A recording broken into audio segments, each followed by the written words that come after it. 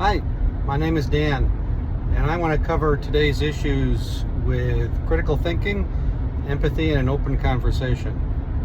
Now, don't worry, my car is driving itself, but I have to look straight out, otherwise the camera will detect my eyes looking away and not paying attention and shut itself down. In any event, I want to talk today about revisionist history and what I think might be the most impressive case of at least political historical revisionism I've ever seen, at least in my lifetime. So yesterday I saw clips from Trump's interview with Joe Rogan. Now, Joe Rogan seems like a decent guy, but I don't listen to his podcast. In fact, I've never sat through an entire one of his podcasts because I really don't find it interesting. He doesn't really appear to be much of a critical thinker.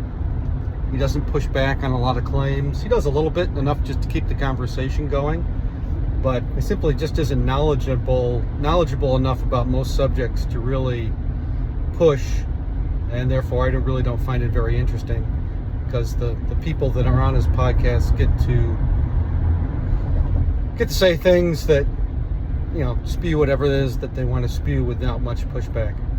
In any event, Trump was on the podcast for something like 3 hours, and he said a lot of things that were not true.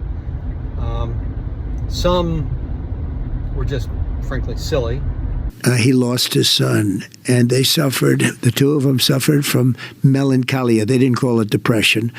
They called it melancholia, and they suffered from it. He was a very depressed guy, and she was a very depressed woman, more so than him. And on top of that, they lost their son, whose name was Ted.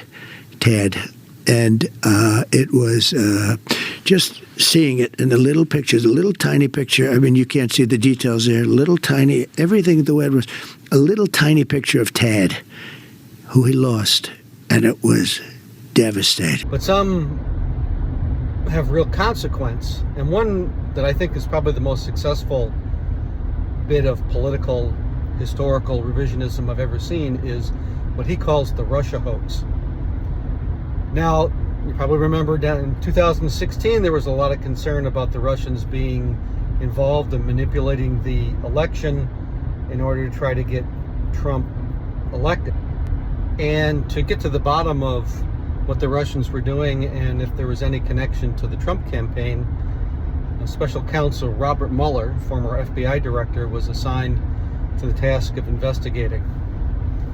Now, over the course of Trump's first term, or at least the first part of his term, Robert Mueller did a lot of interviews. He was able to prosecute and convict quite a few people in the Trump administration, or connected to the Trump administration.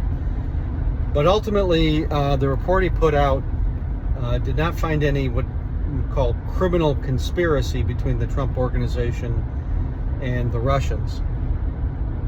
Now, what happened was Mueller needed to release a report, and that report would first go to his boss, Attorney General Bill Barr. And what Bill Barr did was, when he first got the report, he sat on it for a while and instead came out with a press conference and gave his interpretation of the Mueller report. Shortly thereafter, Mueller wrote Barr a letter, which was public, in which he essentially said that Bill Barr's interpretation of his report was wrong. In other words, Barr lied about what was in the report. In any event, that allowed the narrative to be tilted to what Barr and what Trump would call the Russia hoax. Now, I would bet this video could go viral, get millions of views, but not one of those people viewing this video, except for myself, would have read the entire Mueller report for themselves. Now, I could be wrong. Tell me if you've read it in the comments. But the whole narrative that Trump was pushing about the whole Russia thing being a hoax is really predicated on people getting their information secondhand and not from the document itself. So that allowed, well, first Bill Barr and now Trump to misrepresent what was in the report. Trump has said that the whole Russia, what he calls collusion thing, was a hoax designed to hurt his campaign. Well, what the report actually says is that if it could have cleared Trump, it would have, but it couldn't. Now, it's true that Mueller was not able to prove a criminal conspiracy between the Russian operation and the Trump campaign. However, there were extensive contacts between the two campaigns, or between the Russians and the Trump campaign, and Mueller detailed much of that in his report. But the more important part is that what Mueller was able to show is that Trump and his associates engaged in at least 10 specific acts of obstruction of justice. So the reason that Mueller couldn't find the evidence for criminal conspiracy could well be that Trump was very successful in his attempts to obstruct Mueller's probe. Now, we don't know that for a fact. If there was no obstruction, maybe he wouldn't have found a criminal conspiracy. But Mueller did lay out in his report in detail all the elements of criminal obstruction of justice as it meets the federal statute. And he left that as a roadmap for the Attorney General to pursue prosecution once Trump was out of office.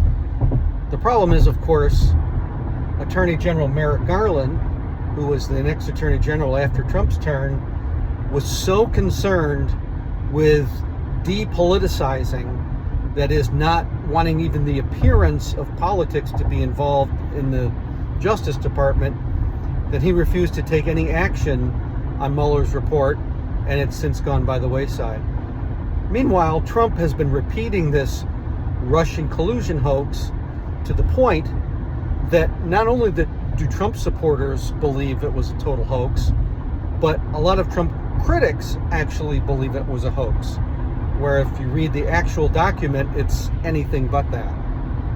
So I think Trump has been very, very successful in essentially rewriting the narrative about the whole Russia investigation issue and getting the American people to forget it. Interesting psychological experiment. He does this with a lot of stuff, but I think this is the one he was most successful with in changing the narrative. Anyway, thanks for watching. Go read the Mueller report. It's available online. I know it's been a few years. Definitely worth a read if you want to know what actually happened and what the connections between the Trump campaign and the Russians were, and how much Trump actually committed crimes of obstructing the investigation itself. Thanks. Bye.